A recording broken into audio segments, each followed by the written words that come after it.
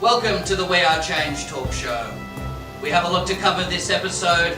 First off, talk show host Alex Jones has had his YouTube, Facebook and Apple accounts terminated. What does this mean for the truth community? Well, the future is very uncertain, as this is an all-out attack on free speech. We'll be talking more about censorship later on in the program, but now let's cross over to an interview with Glen, a victim of a microchip implant. So to have a foreign device implanted into yourself, it's very intrusive, it's devastating. So tell me about how this has affected your life over the years. Well, for a long time it just sent me spiraling backwards. I mean, to have this, you know, there's been so many bizarre things happen to me, you know, like, and it's, people have sort of worked at me like, it's as if to try and make me crazy, right? And so for a long time I went down a bad path. Ever since I came out of that hospital, just things have never been the same, and it's taken me a lot of years to come forward and talk about this because I just wasn't exactly sure what it was that was happening to me. But I think there's enough information out there now that I can safely say that it would appear that there's use of some sort of sound waves or something like that, like as far as electronic harassment. You believe there's been invasive sound wave technology that's been interfering with your mental focus? Yeah, it has, and it happens, well, now it happens nightly, and I mean, to me it seems pretty obvious, it's the way I say it, it's like I guess how you'd make a computer program to run like a video game, in that you're just in the deep of your sleep. You have these very specific dreams. Times when I've seen, like, there was a time at the Sandringham Hotel where there was a body or what appeared to be a body covered by a sheet sitting in a rubbish bin, and the next day there was a guy that I know. He was just down the beach, like, burning some stuff. There's been another time when, you know, I appeared to see someone get shot right in front of my eyes in broad daylight.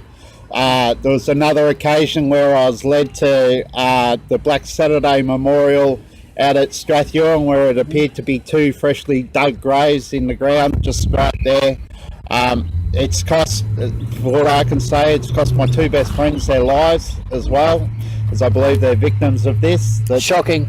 And it's also, my son he contracted Listeria meningitis at birth, but I believe this happened to him intentionally, that somebody actually got to him and poisoned him, and he's had 32 brain operations now.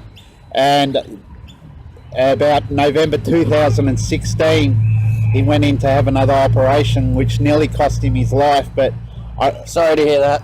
I remember as I've gone to say goodbye to him, like they've gone to put him out, I walked past one of the nurses, and the nurses just mumbled something to me which I took as a threat. So I think this task force group, they're very well connected, and they just palm me off as some idiot, and that's how they get away with it. Twice now over the years I've sent letters to the Commissioner, Graham Ashton. Yep. And nobody's ever bothered dealing with anything that I've had to say. And shocking. So do you believe it was the government that applied this invasive use of technology to not only monitor you but interfere with your mental focus? Do you think the government would do this? I don't think so. I used to work for some fairly well-connected and high-up members of Melbourne's underworld. As I said, my ex-brother-in-law is a senior Victorian police officer, so is his wife, and so I think it was more I'm not sure how they came to do it, but it's just something they've come up with, and something that I now believe that they actually make money out of, and it's turned into a game of murder. As I said, like, to sit here now in front of the camera, I can't reel off all the things that I've seen and that, but it's kind of like if they put maybe like 20 murders in front of me, and maybe those murders didn't actually happen, but maybe one of them did, and then in 20 years time they're going to come back and try and cold case me or something like that to try and frame me for something I haven't done. I hadn't had the courage to speak up now and highlight my peculiar behaviour over the years and try and stitch me up that way. So It's a very frightening thought. Have you got any memory of this device being implanted into yourself? well, there is actually three occasions that I believe that something was done to me. There was the first time when I was hospitalised in Adelaide. There was another time when I was working, again I won't name the company right now, but I was just a new employee at the company, and the supervisor just came up to me one afternoon and he asked me if I'd like to be, he needed 3 volunteers to be part of an experiment where they implanted something into me, and I don't know, foolishly I just said yes, not thinking about it at the time or whatever. But, and again, like, you know, I know there's a lot of conspiracy theory and all of that, but you know what, as I sit here now, I can honestly say that, you know, something has been done to me, and I feel totally violated. It's like every time I go to sleep at night, I feel like I'm getting raped, you know? It's like your own thoughts are not your own at all. They're being controlled by an outside source. And for many, that would be very alarming and very hard to deal with on a day-to-day basis. Again, talk us through some of the symptoms. You hear voices and you also see visions, don't you, Glenn? It's just when, like I said, when you're asleep, it's like you have these most peculiar dreams and stuff. As far as the visions, well, I'm a spiritual man, and I've got, you know, there are people that will verify, like, they've actually been in my presence and they've seen sort of spiritual stuff. So, you know, I don't know how, I'm not 100% sure of the capabilities of this technology and how, so some of the stuff that I have seen over time, maybe it was a spiritual thing, or maybe it was something else. Maybe, and for that part, I can't really answer, you know, because I've come to realise that this technology and what it can actually do to your mind at times, it's pretty, well, you know, it's pretty amazing. Yes, and It's very scary. It's disgusting and interesting at the same time. Yes, absolutely. So, have you gone to a doctor and applied to have an X-ray taken? Have you made any claims to state this and have that followed up on? You know, there's been 2 occasions where I've been to 2 doctors and I asked them for help. The first one was my regular doctor, and there was actually a fax sitting on his table with a Victoria Police letterhead implying that he may be sent out of the country, and I asked my doctor for help, and he broke down in tears and he said he couldn't help me, which, if you knew my doctor, that was really strange behaviour. So I feel like somebody was pressuring him then. And there was another doctor that I went and saw, and he simply said to me, he said, no, everything that's happening to you, it's just an illusion, as if to say it's happening but it's not happening. And again, the word illusion, it's just something familiar that strikes me as somebody had lent on this guy, basically. So Very, very sad story. And the government can use this as a way to track people and monitor their behaviour and movements, can't they, Glenn? I guess it would have the capability for that. Again, I'm not going to go so far as to say that it's the government doing it to me, because, you know, I'm a real patriot, and I think, what if I think of the guys in Gallipoli jumping out of the trenches and, you know, walking into certain death. If they could see now what was happening to me, if it was the government doing that to me, I'm pretty sure the boys would have just said, you know what, I'm going to stay in the trench today if this is what I'm fighting for. So yeah, I'm going to step away from saying it's the government. I'm just going to say this is a profit-making hate crime. I won't call it gang stalking, because if, according to Victoria Police, gang stalking doesn't exist, and there's nothing in the legislation to prevent gang stalking. So they're actually aware of it, yet they say it doesn't exist, and they they'll say there's nothing in the legislation against it. Well, how can there be something in the legislation against something that doesn't exist? So I won't say it's gang stalking, I will say it is a hate crime, and the perpetrators, I mean, simply for what they've done to me, I mean, they've taken away 15, 16 years of my life.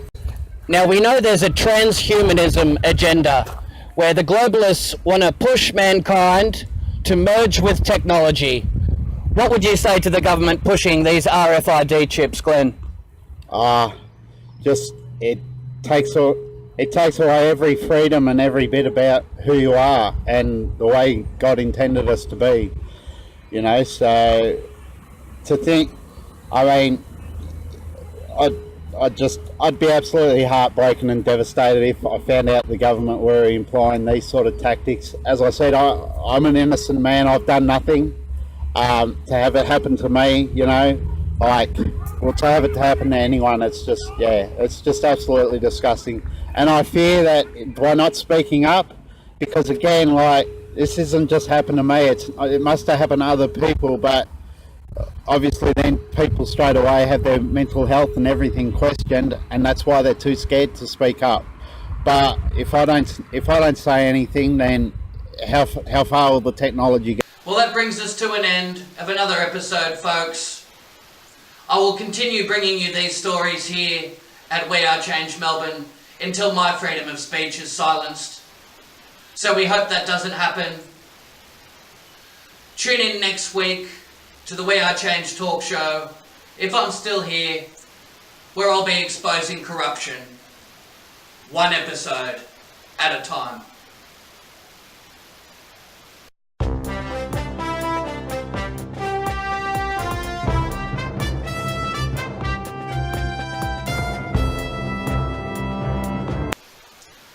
Are you tired of hearing lies and fake news on mainstream media?